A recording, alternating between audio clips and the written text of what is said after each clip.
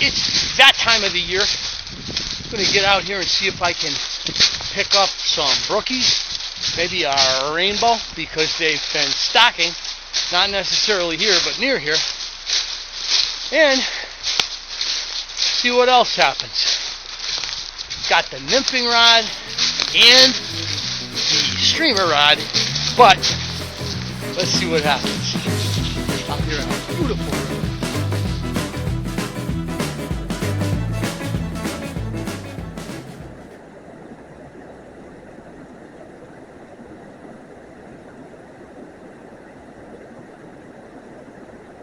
So I got my Euro pole and the streamer pole, fishing with 2 poles. Always a delicate operation, and I'm working the stream. Oh, there we go. There we go. Look at that, right on cue. Mr. Rainbow. Oh, that's a brookie. Look at the size of that brookie. On cue, Mr. Brookie decides to attack. I've got a couple nice brookies in here over the years. Oh, he gets off. All right, well, you know what? There's more where that came from. He was really ready to hit. That guy was a cooperative dude. I just had another one take a swing at it. You know, it's like if you're a spin fisherman, what you're doing with a streamer is what you do with like a rooster tail or a net. You're looking for a likely looking piece of structure and you're casting at it. So it's about fishing the pockets. So I got a pocket right there, and I'll go up top first. And I'll let it go right over that. And I have expectations. No, nothing. There we go.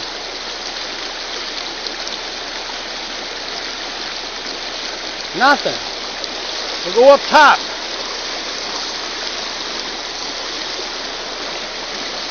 I'm walking across the river here.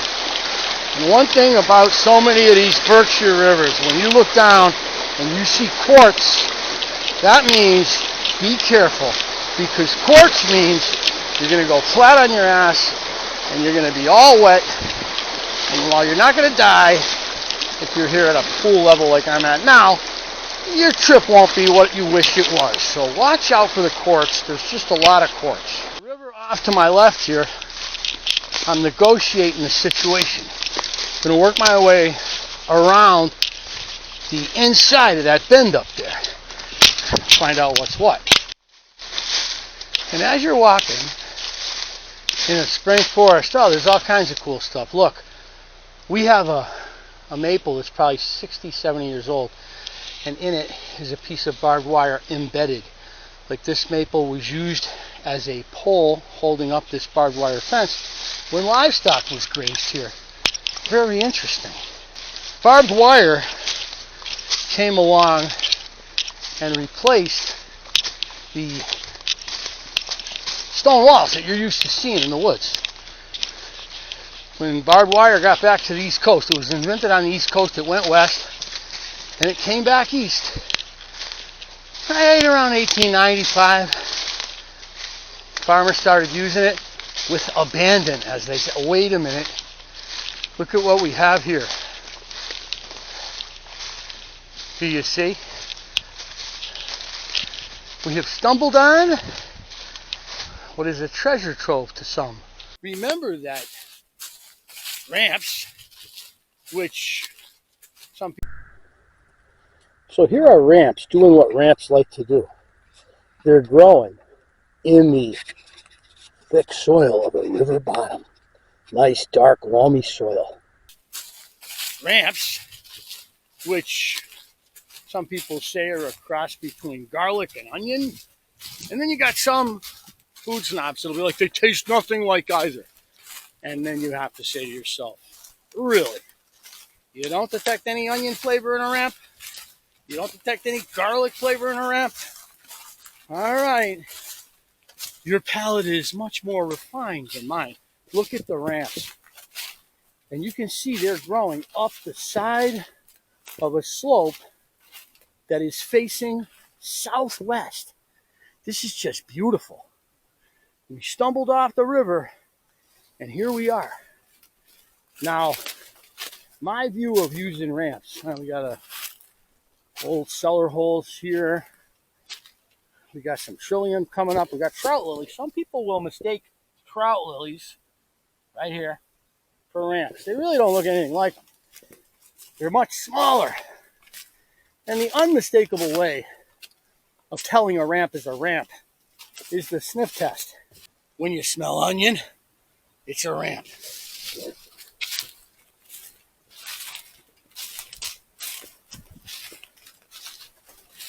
I'm going to put my poles down right here precipitously, and we're going to get in here and check out the ramps. It's, oh, look.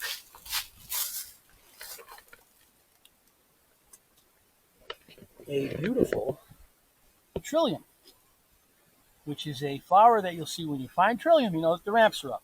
Notice when the ramps go down into the ground, their stems are reddish or pinkish.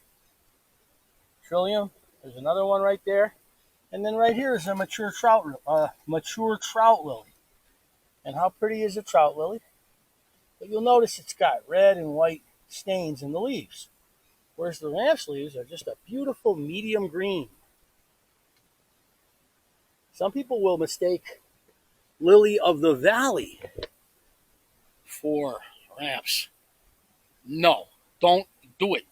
Lily of the valley are poisonous, and they really don't look like ramps. They're wider. You see, these leaves are thin, narrow. Well, they're not completely thin, but the lily of the valley leaf gets wider, and it's a much darker green.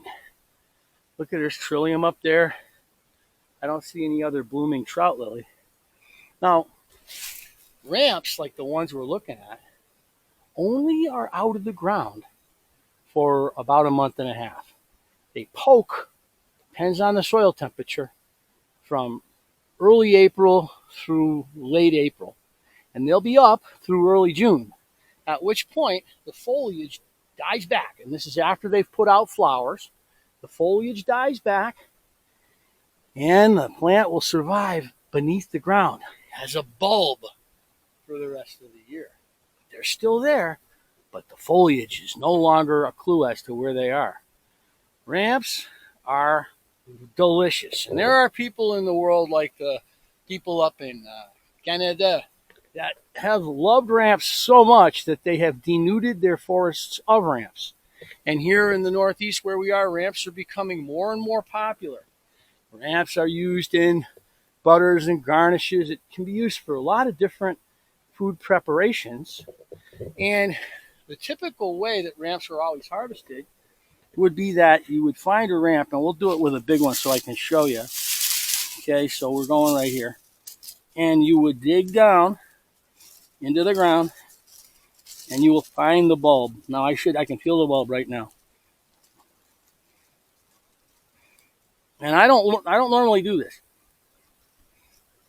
Okay, get some of that dirt out of there, and I'll dig down.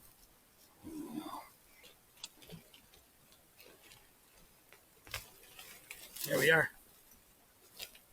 And can you notice the soil that we're getting this out of? Rich, black, loamy soil. Here we go. Here's a ramp. People pickle them. So there's our ramp. And boy, does it smell like an onion. People will pickle ramps. People will use ramps to make butter. They use them for all kinds of things. Holy cow, are those fiddleheads right there?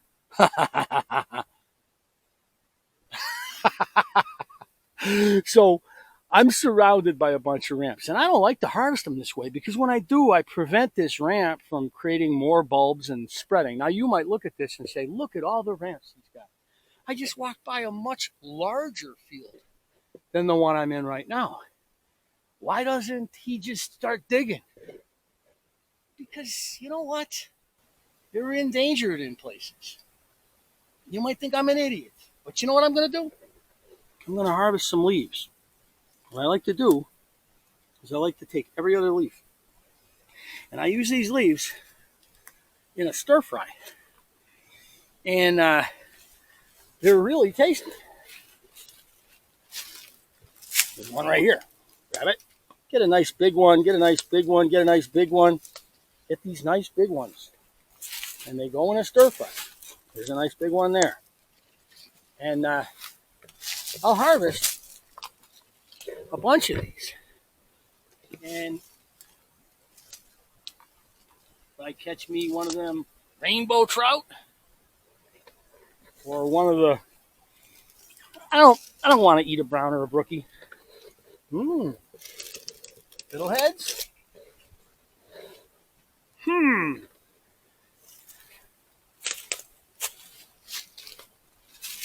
And I'm letting the big ones call me in.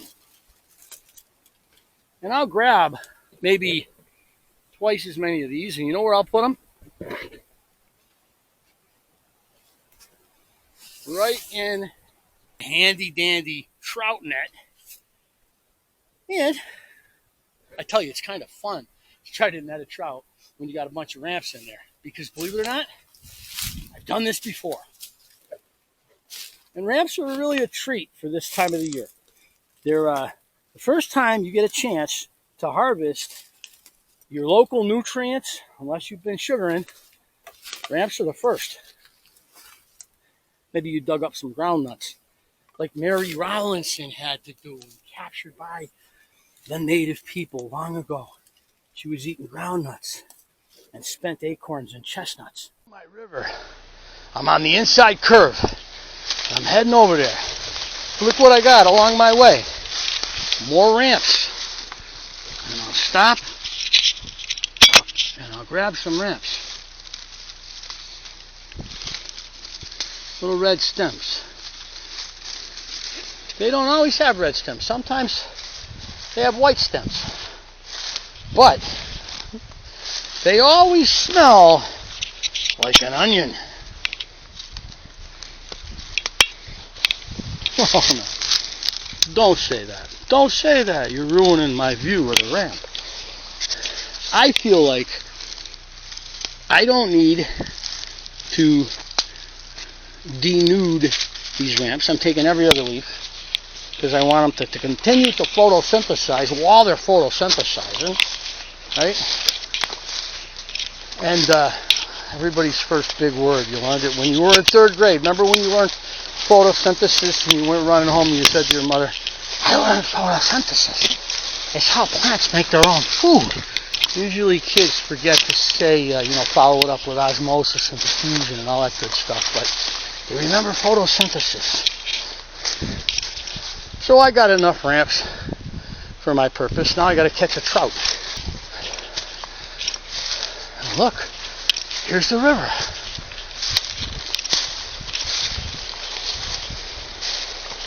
Will I be able to get down to it easily here? Probably not. Why make it easy?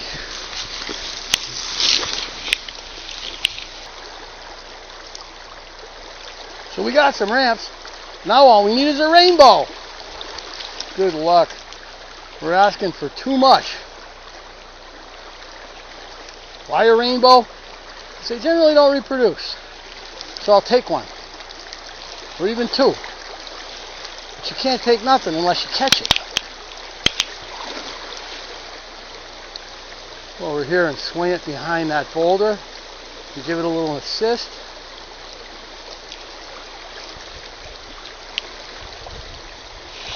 Remember, as I said earlier, watch your footing out here, always. And one of the things you don't do here is back up, ever. I think it's a good rule of thumb, waiting. Don't back up. Now, I was fishing on the north end of this island. You can see, if I turn around, this is an island. A little bit of the river goes to the left. And probably a 500 or 600 pound black bear came out. And he wanted to cross. Right where I was. And it was uncomfortable for maybe me more than him. He actually stood up and growled at me.